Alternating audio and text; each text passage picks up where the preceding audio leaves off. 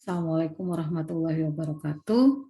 Saya akan mempresentasikan tentang hasil kegiatan pengabdian masyarakat yang telah kami laksanakan dengan tema penerapan terapi tertawa sebagai upaya untuk mengontrol tekanan darah pada lansia dengan hipertensi di Panti Werda Hargodedali, Surabaya. Latar belakang kami mengambil tema ini adalah hipertensi merupakan kondisi dari tekanan atau sirkulasi darah yang kuat, kemudian dikategorikan sebagai hipertensi ketika seseorang memiliki tekanan darah lebih dari 140/90.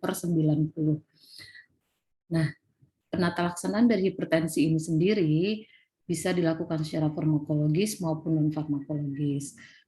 Secara farmakologis, penata laksanaannya melalui obat-obatan antihipertensi. Sedangkan untuk non-farmakologis bisa dengan mengubah pola hidup sehat, kemudian mengurangi stres, dan terapi komplementer. Untuk terapi komplementer yang sudah sering digunakan untuk menurunkan tekanan darah, salah satunya adalah terapi tertawa. Terapi tertawa ini adalah suatu metode relaksasi yang digunakan untuk menurunkan tekanan darah pada penderita hipertensi, sehingga kami mengambil tema menerapkan terapi tertawa ini sebagai upaya dalam mengontrol tekanan darah pada lansia. Metode yang kami gunakan, yang pertama adalah pemeriksaan tekanan darah, kemudian yang kedua pemberian pendidikan kesehatan kepada para lansia untuk meningkatkan pengetahuan dan motivasi. Kemudian yang ketiga adalah pemberian terapi aktivitas kelompok berupa terapi tertawa. Hasil yang kami dapat untuk usia mayoritas berusia 50 sampai dengan 70 tahun. Kemudian untuk tekanan darah mayoritas atau sebagian besar itu memiliki tekanan darah di atas normal pada saat kami akan melakukan kegiatan. Kemudian untuk hasil yang kami dapat tadi, sebagian besar berada pada kelompok 50-70 tahun, kemudian memiliki penyakit hipertensi riwayatnya, kemudian dan sebagian besar tekanan darahnya lebih dari normal. Nah, hasil pemeriksaan darah ini menunjukkan bahwa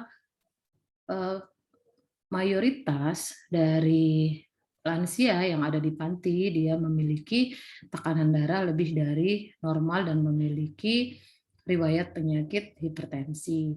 Sedangkan untuk tingkat pendidikannya yang kami dapatkan dari pengkajian merupakan tingkat pendidikan sekolah dasar, sehingga kami memberikan tindakan atau memberikan kegiatan pendidikan kesehatan untuk meningkatkan pemahaman lansia dan juga untuk meningkatkan motivasinya.